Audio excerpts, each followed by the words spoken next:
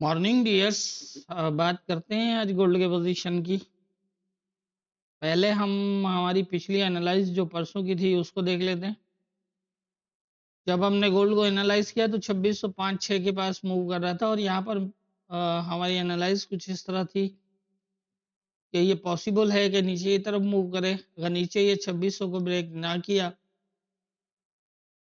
तो ये ऊपर जाएगा 2617 से 19।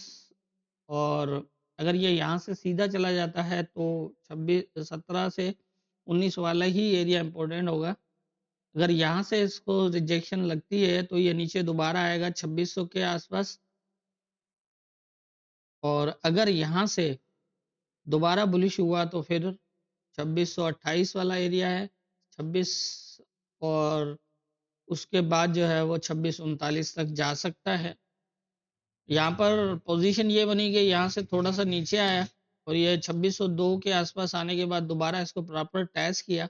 लेकिन यहाँ पर आप देख रहे हैं कि कोई स्ट्रॉन्ग जो है वो रिजेक्शन नहीं लगी। एक बेरिश एक बुलिश इस तरह से पोजीशन बनी तो यही था कि ये बीच में से कहीं से दोबारा आप जाने की कोशिश कर सकता है। और वही हुआ कि 2603-4 के पास आने के बाद दोबारा इसने जो है वो यहाँ से एक बुलिश सेटअप लिया और ऊपर की तरफ मूव किया। ऊपर वही 2628 वाला एरिया था, इसको भी डायरेक्ट आके पहले टेस्ट किया फिर ब्रेक किया और फिर स्टे किया। स्टे करने के बाद दोबारा जो है वो ये 2637 3637 के पास जाके जो है वो मूव कर रहा है। तो ये थी हमारी पिछली एनालाइज और मार्केट की मूवमेंट। अब देख लेते हैं आज के इम्पोर्टेंट एरियाज क्या होंगे।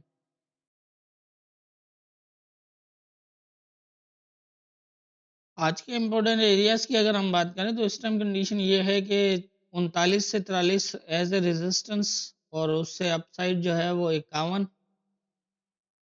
और 55 से 59 तक भी हो सकता है। और नीचे सपोर्ट जो बनती है वो 25 से 24 एक छोटा सा एरिया है, एज ए सपोर्ट बन सकता है। अप और डाउन ब्रेक है ये एरिया, तो इसलिए यहाँ से अगर ये नीचे आ जाता है तो फिर 26 19 से 15 12 से 9 वाला जो एरिया भी है। यहाँ पर असल में 1 2 3 एरियाज इसलिए लिए हैं कि ये एरियाज अप और डाउन ब्रेक है, लेकिन ये एरिया काफ़ी इम्पोर्टेंट है। इसको जिस तरह से नीचे से ब्रेक किया हुआ है तो ये एक अच्छा सपोर्ट एरिया बन सकता है 19 से 15 वाला।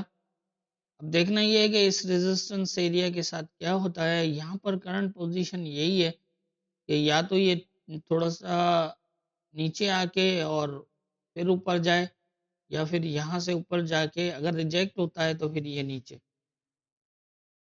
फिलहाल जो करंट पोजीशन नज़र आ रही है वो दोनों तरफ ही नज़र आ रही है, क्योंकि ये प्रीवियस टाइम में जो है वो इसने जब इस एरिया को नीचे ब्रेक करने के बाद टैच करने की कोशिश की थी तो ये इसको टैच नहीं कर पाया था। तो इस टाइम जो है वो पोजीशन जो है वो यही है कि इस एरिया को टैच करने की कोशिश करेगा। अब यहाँ से सीधा भी जा सकता है क्योंकि यहाँ पर एक बेरिश एक बुलिश और इस तरह की पोजीशन है, लेकिन रेजिस्टेंस एरिया और सपोर्ट के बिल्कुल सेंटर में है। पॉसिबल है कि ये इसको टैच करने जाए। अगर तो इस एरिया को प्रॉपर टैच करता है या फिर शेडो ब्रेक करता है तो पॉसिबल होगा कि ये दोबारा नीचे आ जाए और इस तरह की पोजीशन बनती बनती हुई नजर आ रही है। नीचे की पोजीशन ये है कि ये एरिया ऑलरेडी ब्रेक है तो यहाँ से ये ब्रेक कर सकता है इसको इस तरह। यही पोजीशन बनी हुई है इस टाइम करंट पोजीशन। यहाँ से सीधा ब्रेक करके जाना ऊपर की साइड पॉसिबल तो है क्योंकि ये बड़े टाइम फ्रेम में यहाँ पर जो है वो नीचे ऊपर ब्रेक था। लेकिन जो करंट पोजीशन उसके बाद जो है उसने ट्राई की है और फिर नीचे की पोजीशन फिलहाल जो नज़र आ रही है उसके हिसाब से ये 39 से 43 का एरिया काफ़ी इम्पोर्टेंट हो जाएगा। अब यहाँ पर पोजीशन जो है वो इसी तरह से बनती हुई नज़र आ रही है कि ये इस एरिया को रिएक्ट करे, क्या करता है इसको डायरेक्ट अगर फास्ट ब्रेक कर जाता है, ऐसे सीधा बिल्कुल ब्रेक कर जाता है तो फिर 51 से 56 वाले 55 वाले एरिया तक भी जा सकता है क्योंकि ब्रेक है ऑलरेडी। लेकिन जो पोजीशन नज़र आ रही है वो यहाँ से रिजेक्शन की है। अगर इसको ब्रेक करता है और दोबारा नीचे आ जाता है तो फिर ये एरिया सपोर्ट रहेंगे और यहाँ से 27-28 तक भी आके ऊपर जा सकता है क्योंकि मार्केट इन लेवल्स के ऊपर काफ़ी जो है वो मूव अप और डाउन की हुई है।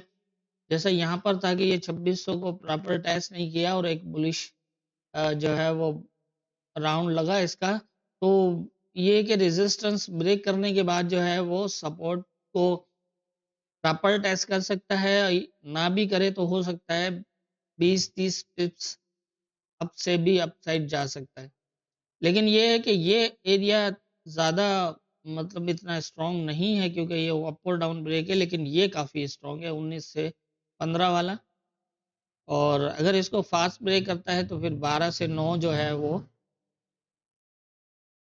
मज़ीद इम्पोर्टेंट नीचे जो है वो ये बहुत अच्छी सपोर्ट होगी। जिस तरह की मूवमेंट है उसके हिसाब से यही बनता नज़र आ रहा है। यहाँ पर रेजिस्टेंस एरिया ये काफ़ी रिएक्ट करेगा। लेकिन मार्केट है अगर इसको फास्ट ब्रेक कर जाए तो फिर जो है वो ऊपर भी जा सकता है क्योंकि जैसा मैंने पहले बताया कि अप और डाउन ब्रेक हैं ये एरियाज़।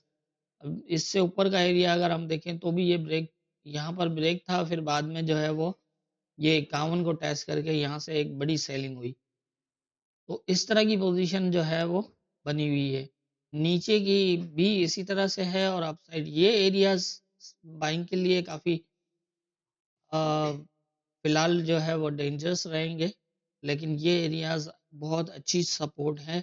बीच में कोई सपोर्ट फ़िलहाल नज़र नहीं आ रही, जिसको ये कोई सपोर्ट बनाए या फिर यहाँ से रिजेक्ट हो। अब ये दोनों एरियाज़ ही थोड़ा गैप इसके अंदर तकरीबन 140 पिप का बन रहा है, तो ये एक अच्छा एरिया है यहाँ पर ट्रेड का। लेकिन यही है कि पोज़ीशन के साथ या तो फिर ये इस एरिया से रिजेक्ट हो या फिर ये नीचे से सपोर्ट बनाए। दोनों में जो है वो कोई एक साइड बेहतर मिल सकती है। तो लेवल के ऊपर मार्केट को जो है वो जज करने के बाद ही अंदाज़ा हो सकता है कि क्या कर सकता है। क्योंकि यहाँ पर भी अगर देखें ना 1-2 बुलिश लगे फिर एक बेरिश लगा उसके बाद जंप किया। तो इस हिसाब से यहाँ तक तो जा सकता है। इस सपोर्ट एरियाज़ पे एक अच्छा साइन M15 का है बुलिश का। तो उसके बाद क्या करता है ये इन एरियाज़ पे अगर यहाँ से रिजेक्ट होके तो फिर यहाँ की पोज़ीशन ही वाज़ेह होगी। अगर ये वेट करिएगा, अगर ये इसको ब्रेक करना होगा, यहाँ तक जाना होगा तो ये इसको फ़ास्ट ब्रेक कर देगा जिस तरह ये एरिया ब्रेक है। तो अगर इस तरह से अगर ये फ़ास्ट ब्रेक कर देता है ऊपर की तरफ तो फिर ऊपर निकल जाएगा। तो मेरे हिसाब से जितनी मेरी समझ है उसके हिसाब से मुझे यही लग रहा है, बाकी होना क्या है ये तो ऊपर वाला बेहतर जानता है, दुआओं में याद रखिएगा।